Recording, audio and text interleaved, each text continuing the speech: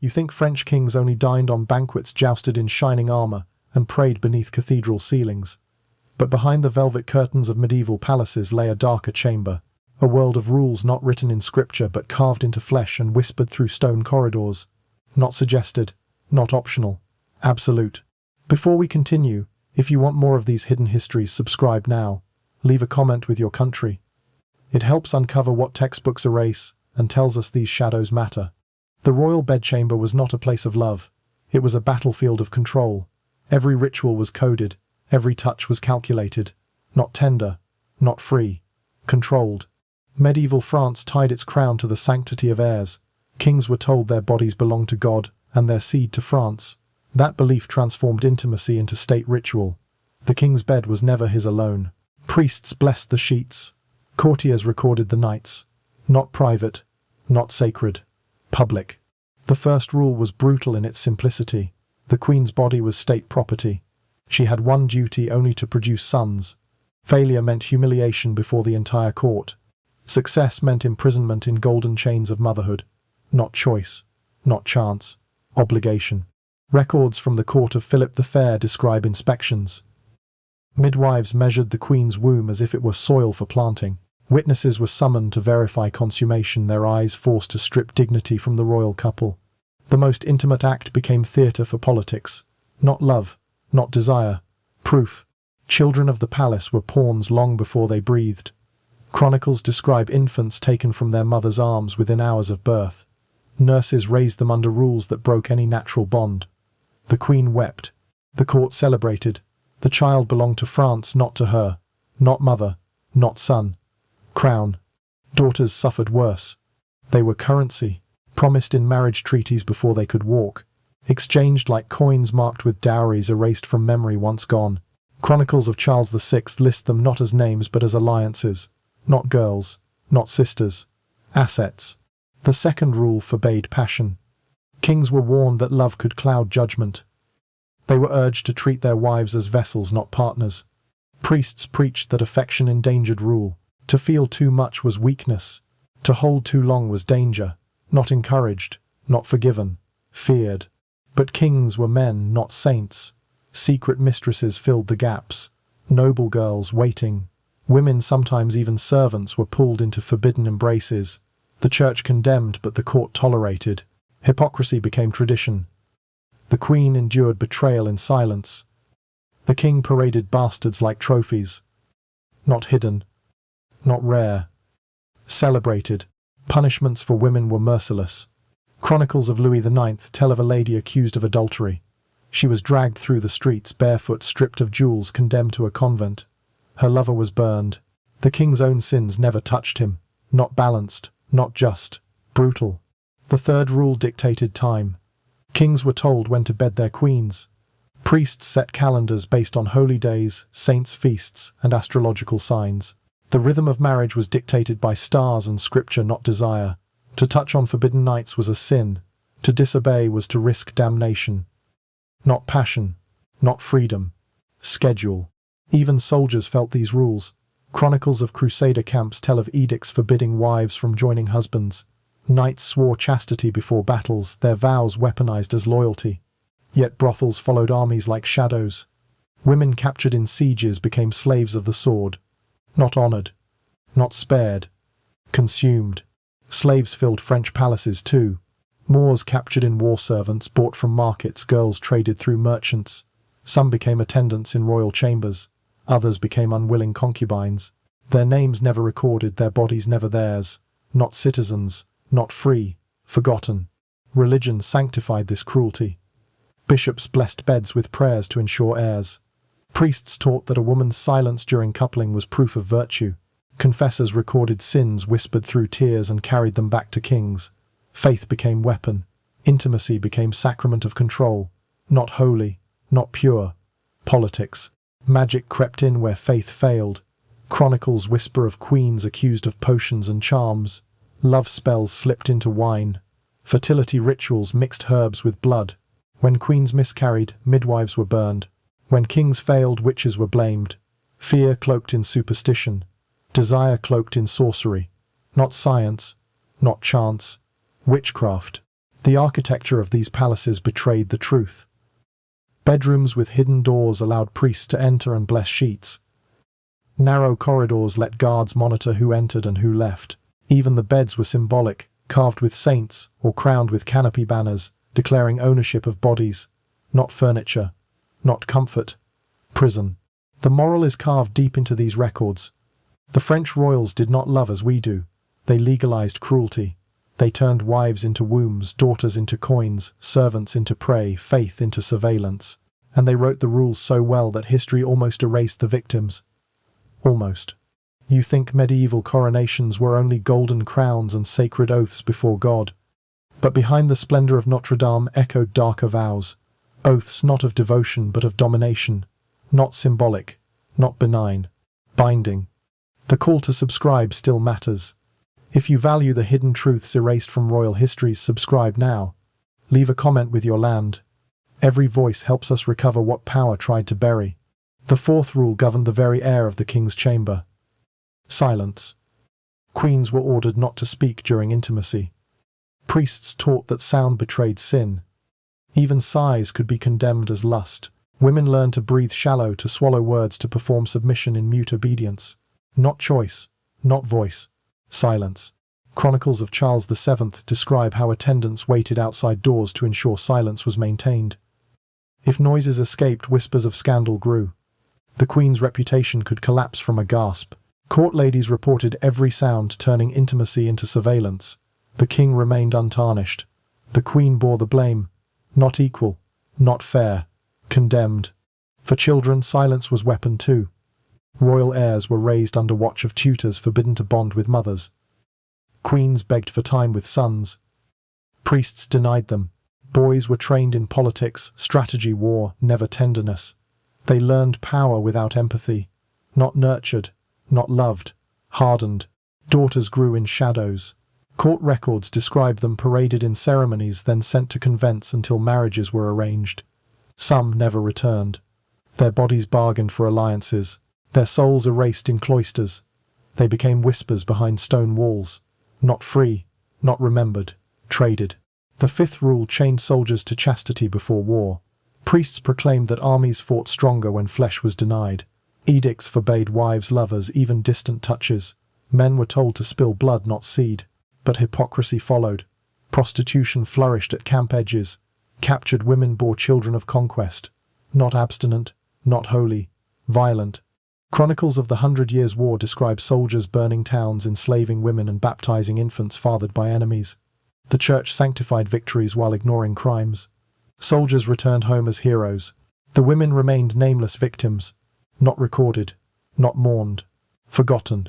Slaves bore the heaviest weight. In royal courts, African boys served as exotic trophies. Moorish girls became chambermaids and bedwarmers.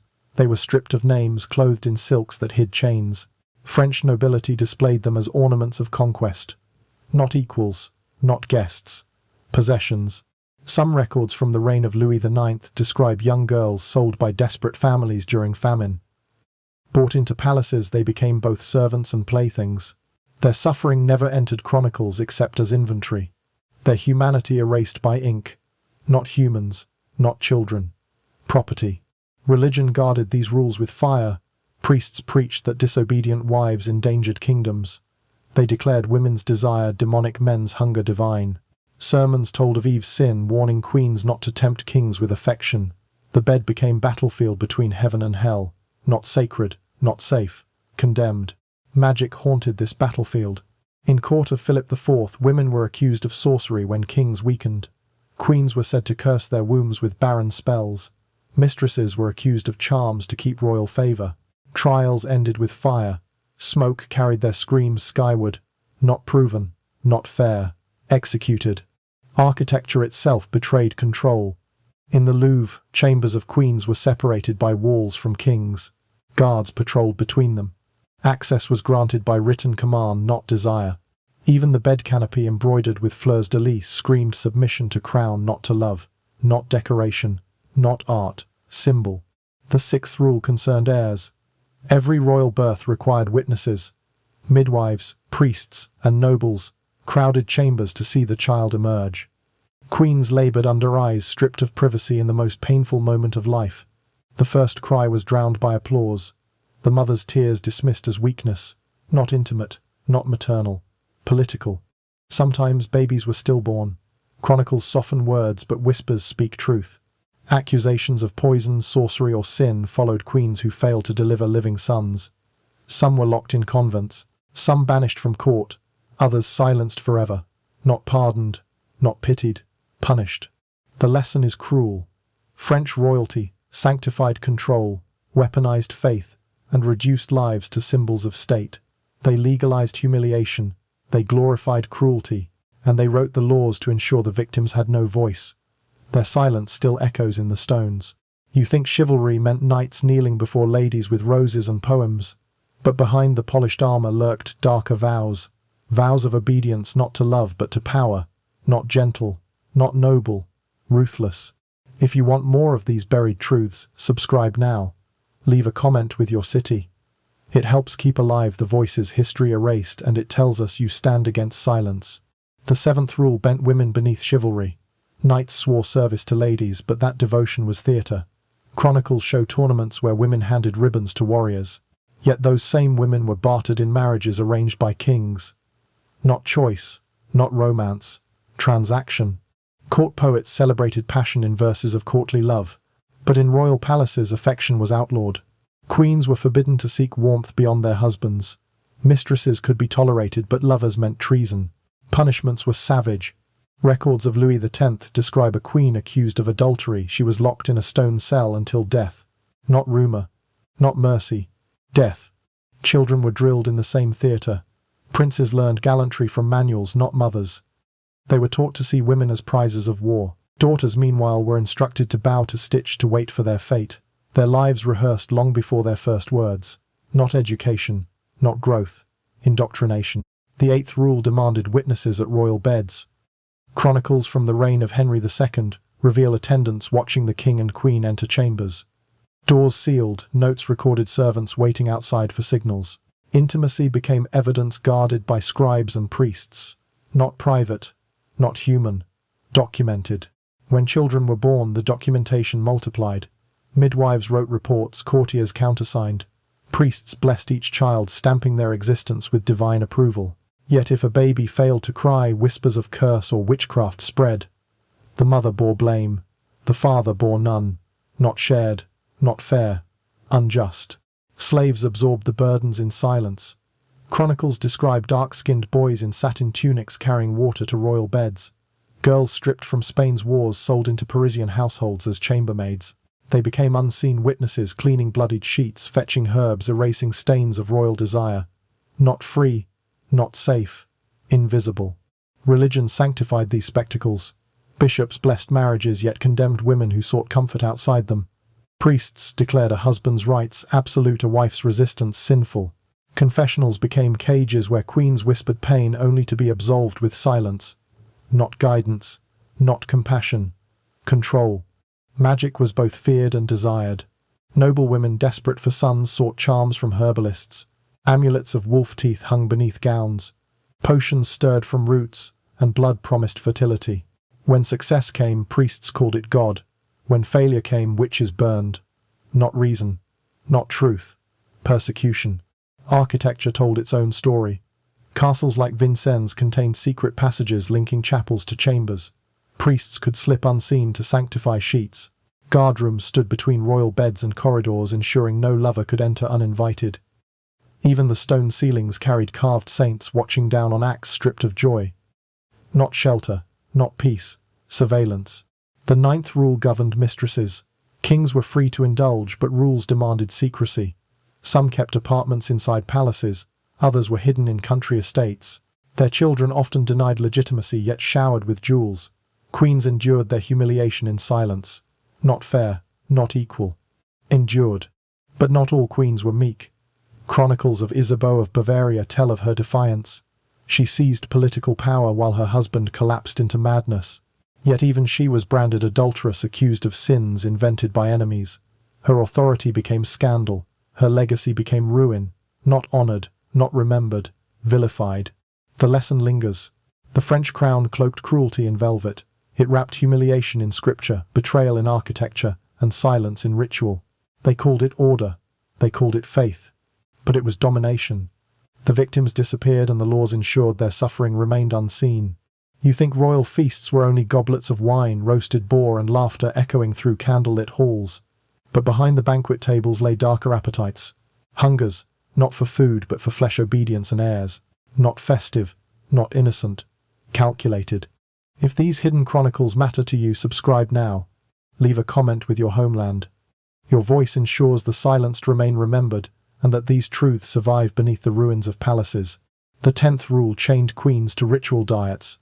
Physicians prescribed meals meant to shape fertility, meat for sons, fish for purity, wine measured in drops. Their bodies became experiments of state, not nourished, not free, controlled. Records from the court of Charles V describe servants weighing every morsel on golden scales. If the queen gained too much weight, rumors of sloth spread. If she grew thin, whispers of illness poisoned her reputation. Her plate dictated her power. Not choice. Not health. Judgment. Children, too, were bound by ritual feeding. Princes were spooned honey mixed with herbs to strengthen voices for command. Daughters ate bland grains to preserve pale complexions prized in marriage treaties. What entered their mouths was decided by politics, not by care. Not nurture. Not love. Calculation. The 11th rule demanded queens display endurance. Birth was spectacle, but so too was recovery. Courtiers expected queens to rise quickly, attend mass, and appear radiant. Pain hidden, exhaustion silenced. Records of Anne of Brittany show her delivering 14 children, most lost in infancy. Each time she was paraded again, a broken body forced to smile. Not healed, not cherished. Used. The soldiers of France carried these rules home from war. Chronicles of returning knights speak of wives inspected as if they were property reclaimed. Husbands demanded fidelity, sworn in public oaths. Women accused of straying in absence were mutilated or cast aside. The king's edicts allowed cruelty to masquerade as justice, not mercy, not balance, brutality. Slaves sat beneath banquet tables hidden from view. Moorish boys poured wine. Captive girls plucked lutes to mask whispered deals. Their suffering sweetened royal meals. Their silence gilded laughter. Chronicles mention them rarely, only as footnotes of entertainment. Not guests, not free. Ornaments. Religion sanctified appetite as divine order. Priests preached that kings ate as gods chosen. Yet women were told fasting was holy. Queens starved themselves under the weight of both scripture and scrutiny. Gluttony excused in men became virtue in kings. Hunger excused in women became sanctity. Not fair, not equal. Twisted. Magic was whispered in kitchens. Herbs stirred into soups became charms for conception. Midwives tied knots in dough to bind loyalty. When sons were born, cooks praised saints. When daughters came, they were accused of tampering. Some servants burned for seasoning at the wrong time. Not error, not accident. Scapegoat. The architecture of feasting halls reflected hierarchy. Long tables divided nobility by rank. The king ate, elevated the queen beside him. Attendants lower, slaves lowest. Even in food, stone enforced order. Stairs led up to royalty, down to kitchens. Passageways ensured servants unseen, their labor erased. Not equality, not community. Design. The 12th rule silenced queens in court disputes. Chronicles of Louis XI reveal how queens, even accused falsely, were forbidden to speak in self-defense. Their silence stood as guilt. Only men pleaded. Only men judged. Only men recorded. Not justice, not law, bias. Some resisted. Marguerite of Burgundy, accused of adultery, cried innocence to deaf ears. She was imprisoned in a tower until she starved. Her words died behind stone. Her story twisted by enemies. Not vindicated, not saved, lost. The moral bleeds clear. Medieval France fed itself on women's pain, slaves' labor, children's bodies, and the church's approval. Feasts of power masked starvation of dignity. The rules enshrined humiliation, ensuring cruelty survived as tradition. Their laws carved hunger into history. You think French crowns glittered only with jewels, relics, and divine light, but behind the coronation regalia hid chains.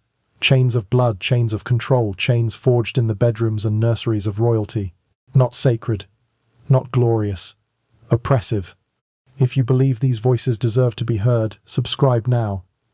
Leave a comment with your nation. It tells us you stand against forgetting and that these shadows still matter. The 13th rule declared the king's seed holy.